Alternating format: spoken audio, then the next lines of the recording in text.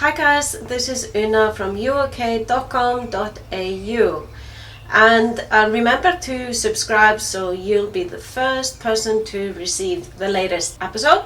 And I have a guest here today. Hi. This is Mitch, my friend, and It's lovely to be here. yeah, I'm wondering, who is Mitch? I'm Mitch. I said before, people define themselves by what they do, Right. but I'm not asking that. I'm just asking, who is Mitch? I'm Mitch. I'm sarcastic. I have no filter. I say what I think. You just go straight to I the just point. go straight to the point. I don't muck around. But I do muck around. Yeah. So I'm a bit of a hypocrite too. Yeah. But that's me. I'm Mitch. Just me. Okay. How is it being Mitch though? And I'm talking also about what you do. You are a student, aren't you? Yes. So generally, just how is it being Mitch? Well, you're asking for a day of the life or my thought pattern? Yeah, whatever. Like.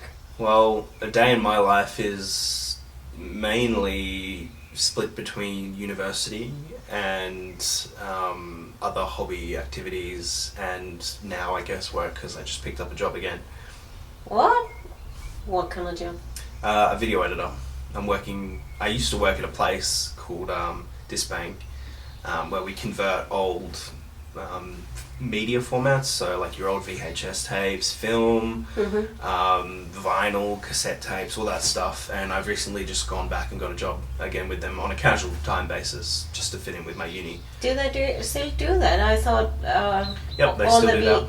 VHS were over and done with and stuff. No, you'd be surprised how many still exist, and people want them now because they film all their family moments and they put them onto VHS tapes, and now they want to preserve them forever because obviously VHS tapes, they disintegrate over time.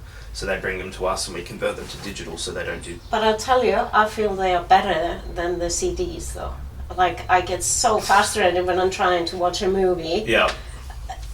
When we had the tapes, I could always fix it. Yeah. But the disc, you can't fix. Exactly, yeah.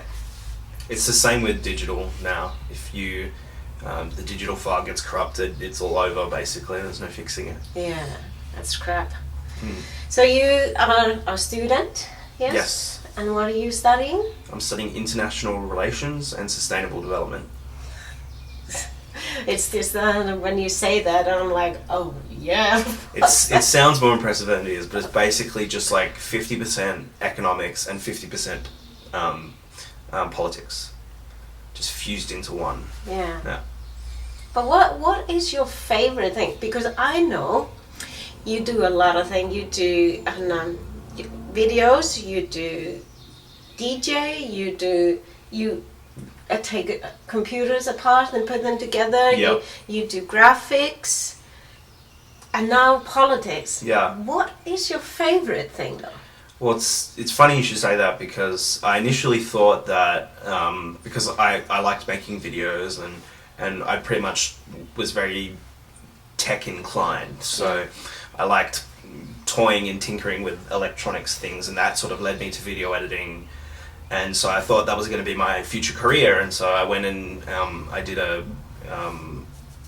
TAFE. Yeah, And that's then where we met. Yeah, I went to uni to do after TAFE to do a diploma in mass communications, majoring into the film side of things. But when I got a job and started to do it, 9 to 5 every day, it started to take the wonder and luster out of it for me. Yeah. And that's when I realized that video editing and technology and all that side of me was more of a hobby, something that I enjoyed, and I didn't want to take the enjoyment out of it. So I did that thing where, you go on a holiday for 3 months in a foreign country and you find yourself. And I figured out that what else do I like? I like economics. Well, I don't necessarily like economics, but I'm good at it. I got ducks in economics in high school. So economics is one. I like traveling. I like politics. I like talking about politics. I like arguing about politics. Really? Yep. So I sort of put all these things together and I was like, what is going to be a job that I can tolerate doing, enjoy it, but also enjoy doing it over a long period of time. And that's when I settled on, it's probably going to be something in the international relations realm. So, and I'm obviously also passionate about protecting the environment. So that's why I'm doing sustainable development alongside of it. So my future goal, I guess you could say, is to do something where I can affect policy change in Australia, but at the same time have the knowledge behind me to do it in a sustainable way, where we're moving forward with sustainable energy and protecting the environment and things like that, so that we can continue advancing but also not destroying ourselves at the same time.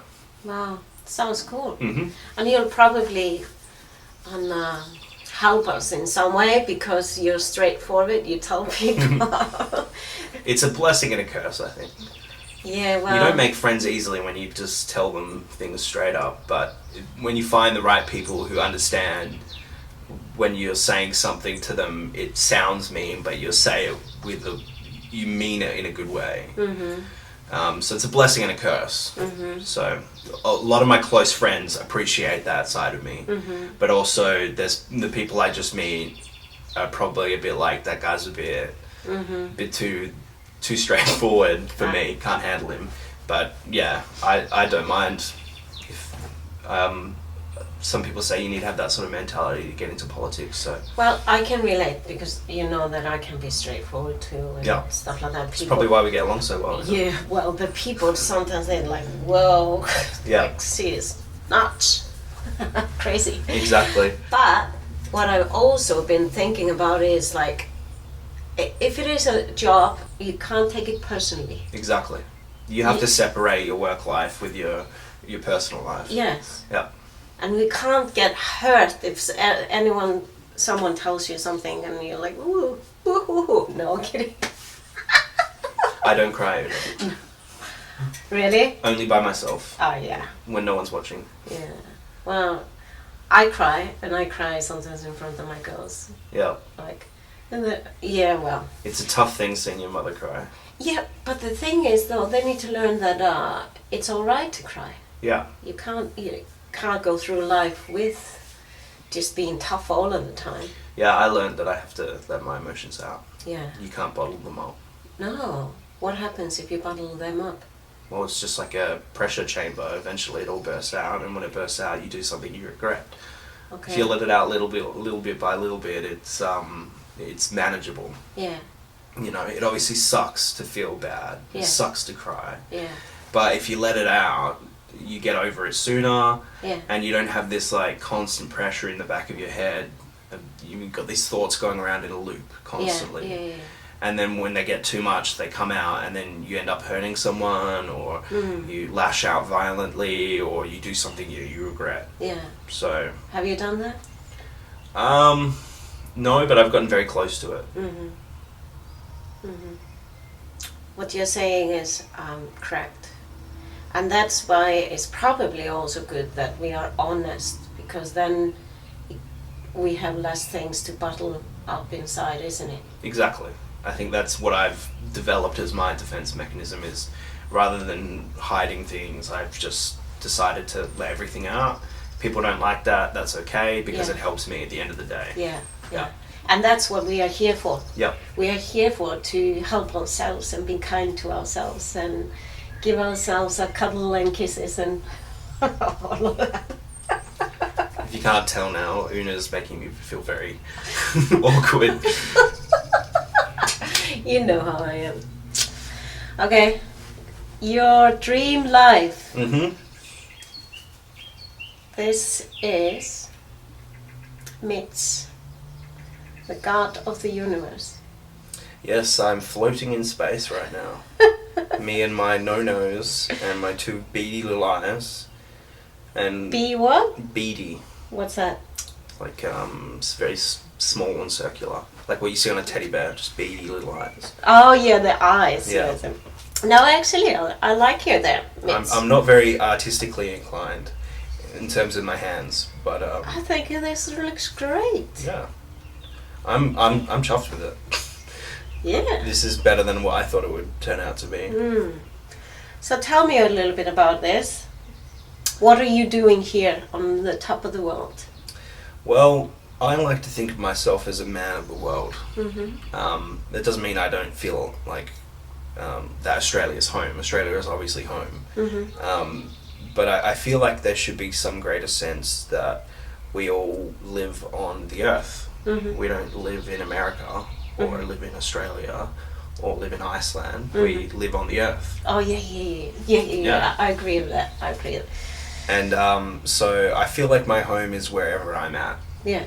And wherever I feel comfortable, rather than having any sort of connection to my home country.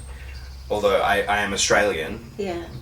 I don't want to get rid of that part of me, but... Yeah. But you are also English, aren't you?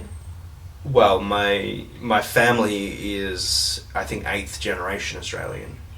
So we go back pretty much to the start of European settlement in Australia. So in terms of being an Anglo-Saxon Australian, I'm very much Australian.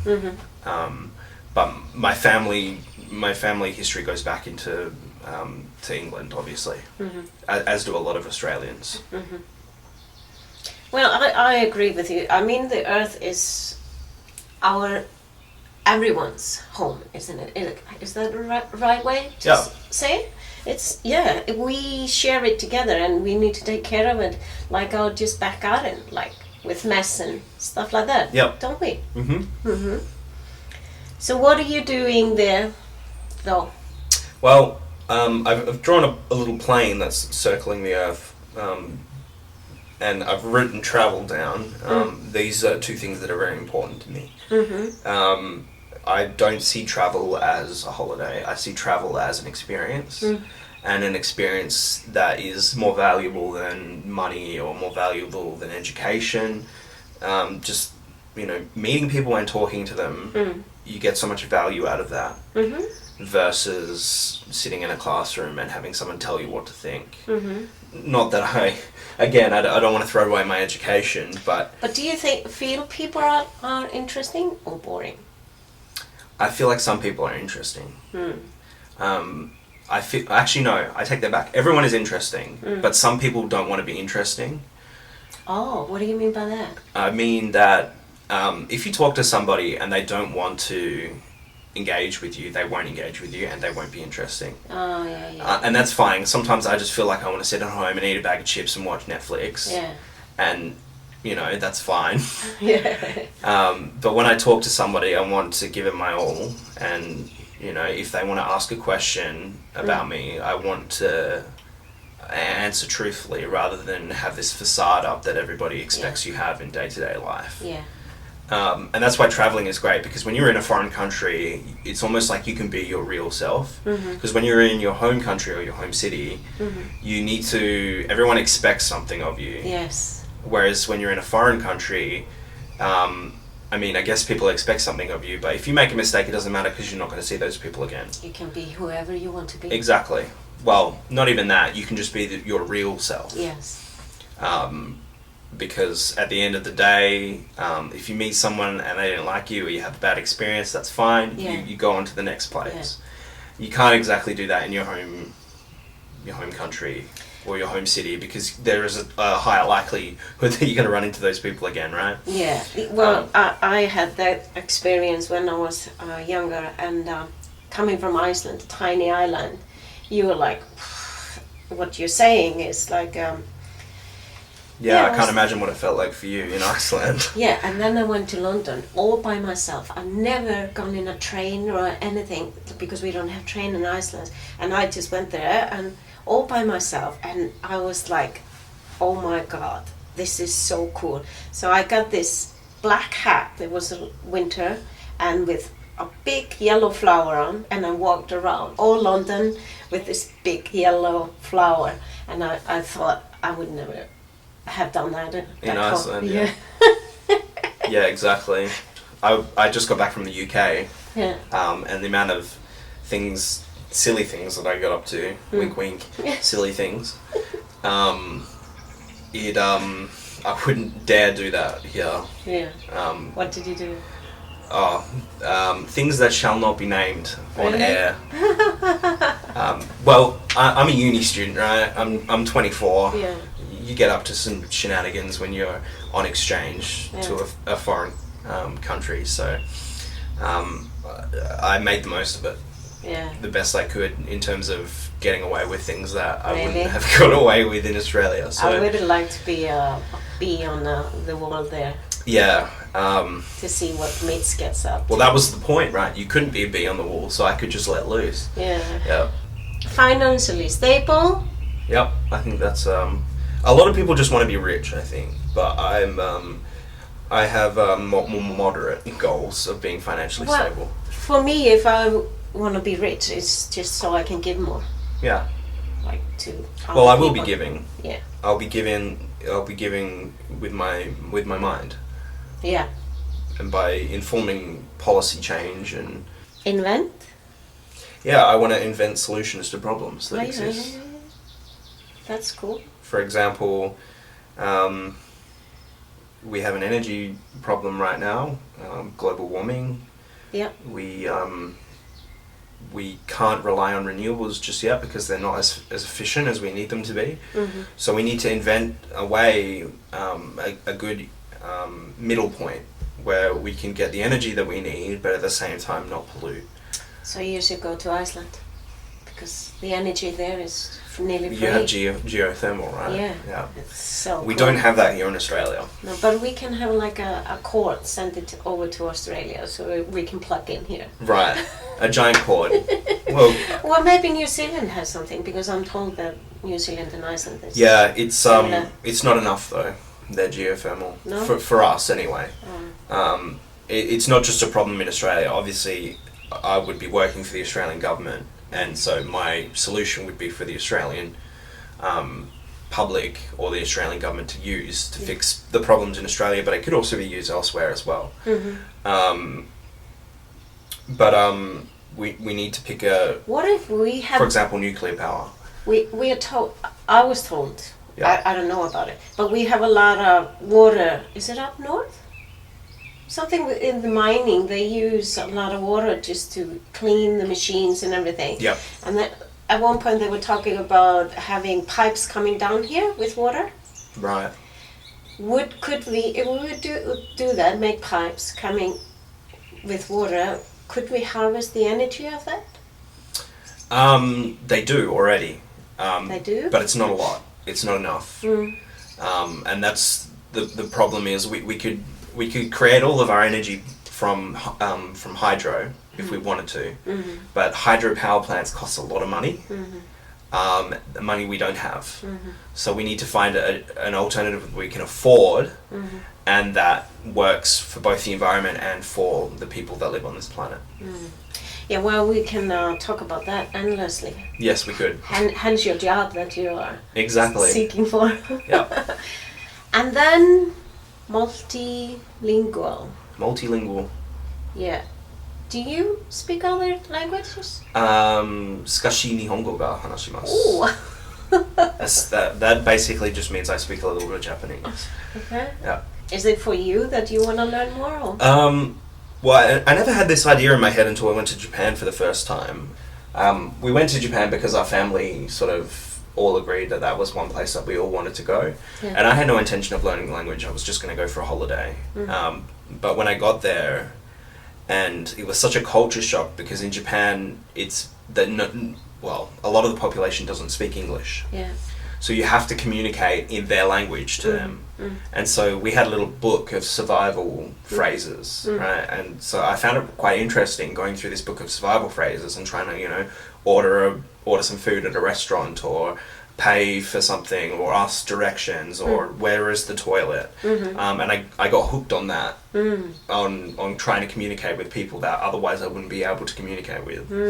And so when I got back to Australia, I was like, I'm going to learn some more Japanese, and I did. I went to TAFE and did some Japanese lessons. I can teach you a few words in Icelandic. In Icelandic, exactly. But yeah, I want to be multilingual. Yeah. Make an impact. Yeah. And what's that? ASIC or ASIC is the Australian Security Intelligence. It's like the CIA of Australia, basically. And DFAT is the Department of Foreign Affairs and Trade. So Oh. these two departments are the two departments that take care of a lot of diplomacy and a lot of trade deals and foreign policy. Have you reached out to them yet, or? Well, they won't take me unless I have a degree. So my degree is up in a year. Well, I get my degree in a year. So after that, then I will be contacting these two departments to see if they want to hire me for a job. How cool! Yeah. Exciting times ahead. Well, I hope so. Yeah. So, my last question: Mm-hmm. are you on the path of making your dreams come true? Yes. A lot of this stuff revolves around me getting this degree. And my grades are really good. So with any luck, if I keep my grades up this year, I'll be asked back for honours. Wow. And then I can do the honours, and then I'll be in a really good position to apply for a job at ASIC or DFAT. And once I'm there, they will, well, depending on where I work and what role I'm at, the dream is being a diplomat. They'll post me in a foreign country and teach me that language, and I'll probably be shadowing an actual diplomat for a few years. And Well, I'll come and visit you. right. Wherever I get posted in the world, that is. Yes. And also, if you need a recommendation, I can write something for you. Oh, that's very nice of you. Don't lie though. Don't tell them I can speak Icelandic, because I can't. Well, by then you'll already learned a few words. Is there an Australian embassy in Iceland? I don't think so. No. Maybe I could be the first Australian ambassador to Iceland. We have one person here who is an Icelandic how do you say that? Ambassador. Yeah. One woman here. Right. Yeah. Yeah, so that's anything you want to add? No. You're just going to conquer the world and save us. Yes. Thank you, Mitch. It was a pleasure having you here. Thank you for having me. This is Una from U.OK.com.au. Remember to subscribe and follow and all of that. Bye bye.